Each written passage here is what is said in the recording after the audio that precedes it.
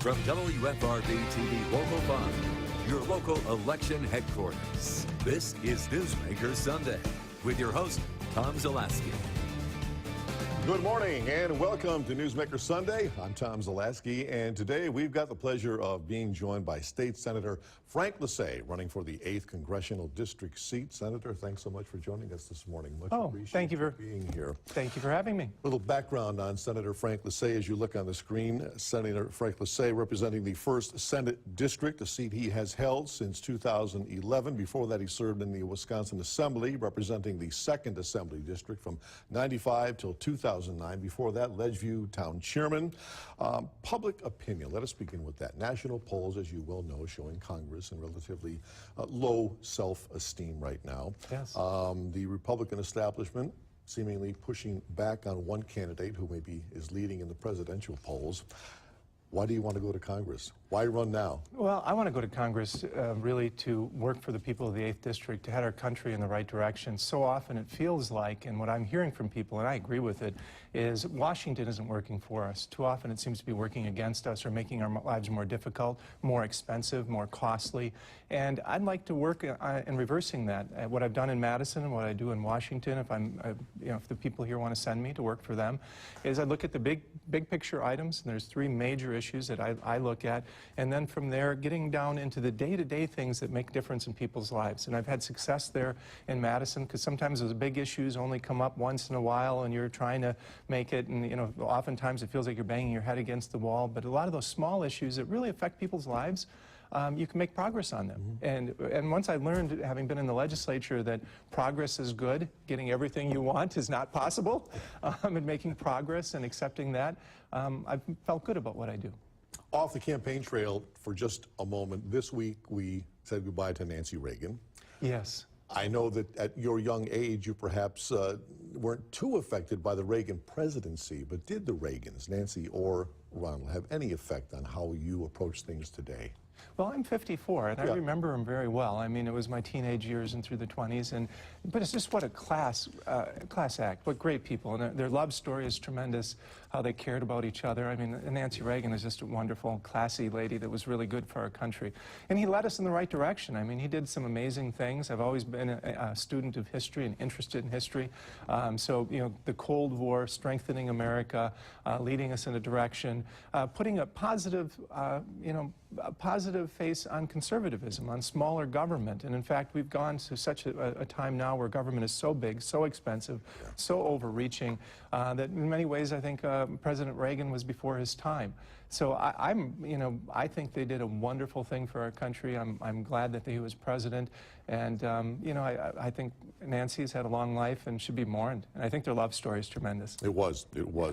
You do have tremendous experience, both locally and in Madison. How will that translate to Congress? What are you going to bring to Congress that you've learned in Madison?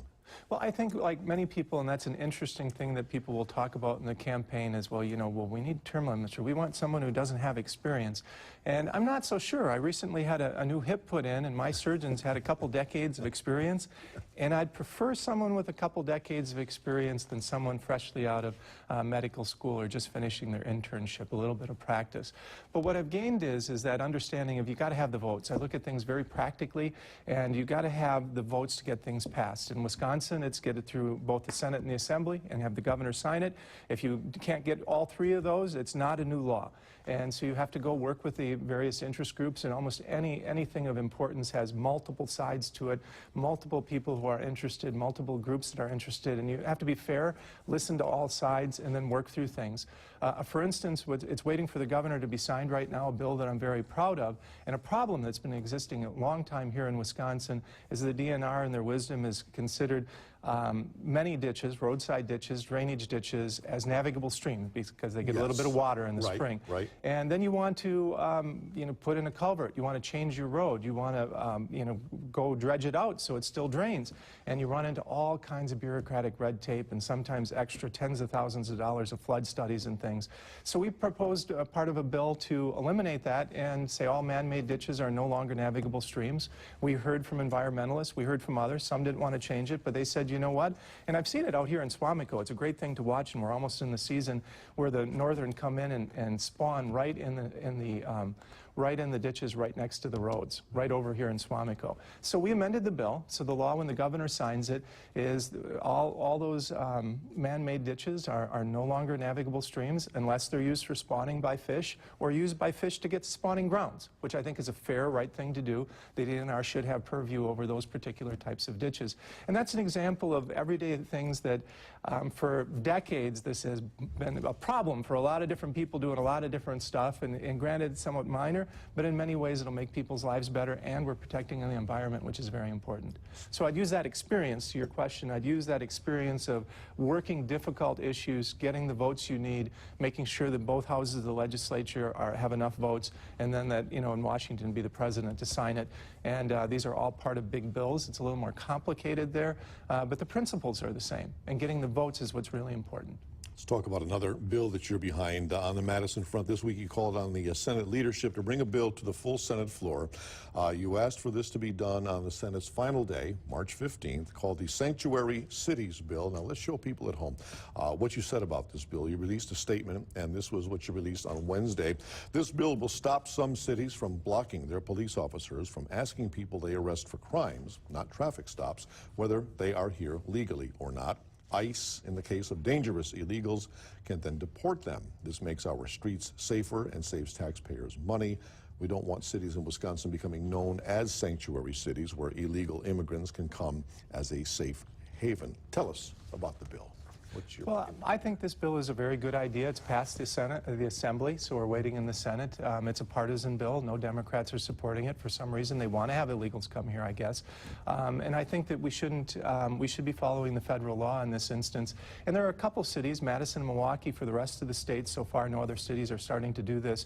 But telling their law enforcement officers that they can't ask these questions or can't report. This bill simply says that after there's an arrest, they would be able to ask those questions and pass it on to ICE if they need to. And I think that is the right thing to do. We don't want to become a haven. We don't want to become another San Francisco. And some of these, you know, bad illegal people who are doing real serious crimes should be deported. And this allows for that to happen. So I think it's a very good bill. The penalty in it is the cities who would decide to violate this would lose some of their shared revenue, which does mean then if Madison and Milwaukee don't want to follow the state rules, we get a little bit more shared revenue up here in our area. Sure. All right. We are back with more with Senator Frank Lasee right after this, talking about his run for Congress. Stay with us.